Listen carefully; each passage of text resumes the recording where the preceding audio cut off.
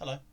So here's something that's just popped into my head. I was just reading some old threads in on an old forum, and people were talking about playing characters in an evil campaign.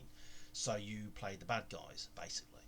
And I will never do that again because it's only going to be a short video, by the way, as you can probably tell. Hence the short intro. Because I tried to run an evil campaign or bad guy campaign a long time ago, and in my mind, it was going to be kind of like you could relate to the bad, not maybe not relate to the bad guys, but kind of understand where they're coming from. So even though the way that they were doing things was wrong, you can actually say, well, actually, why they're doing it, they've actually I can see where they're coming from. So because I like the way that Marvel movies at the moment are portraying their bad guys or bad people, the opposite side. Because yeah, you kind of understand, even though their methods are absolutely ridiculously stupid and they've got to be stopped. Yeah, you kind of understand. But like characters like Killmonger in the Black Panther film, the first Black Panther film, yeah, you fully understand where he's coming from. So yeah, that makes them more interesting villains in my book. So that's the kind of angle that I'll go for. Yes, you're doing things. You're going about solving the situation in the wrong way. But yeah, we kind of get it.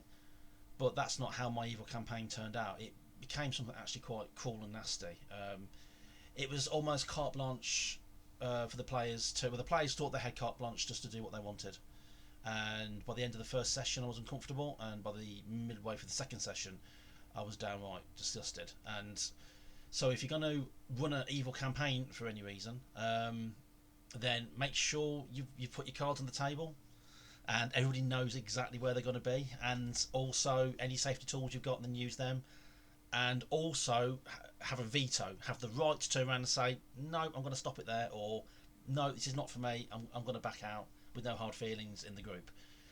Because I think everybody's got an idea, a different idea of how a bad guy should be played, and I get that, I really, really do. But also, I think some players also think that because it's a fantasy world, it's all made up, and there's no consequences from their actions, they can pretty much do what they want. And that can lead to some really uncomfortable situations. Once again, I'm not going into anecdotes, but come on, use your imagination. I think you know where I'm going with that. So no, I'll never do an evil campaign again. I want my games to be heroic. I want them to be action. I want them to be adventurous. Unless you're playing one of my games, of course, then it's going to be nihilistic and you're all going to die.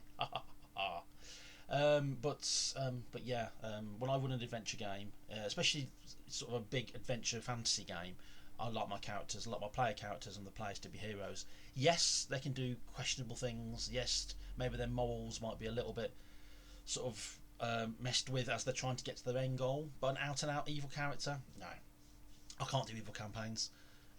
Just doesn't feel right. And in my experience, it's never gone well. And the game that I ran, out of the four players that took part, I didn't really speak to two of them ever again. So yeah, you can kind of imagine what that was like. So yeah, for your own sanity, don't do it unless you're all on the same page. You know what I mean? You all know what the result, blah blah blah. Basically you've all sat down and spoke about it beforehand. Yeah, running an evil campaign, an evil character campaign can be a bit of a chore. It can be mentally taxing, emotionally and mentally taxing, more so than playing a good character. So yeah, be really really careful with it. So that's that. Thanks for listening. Ta-ra.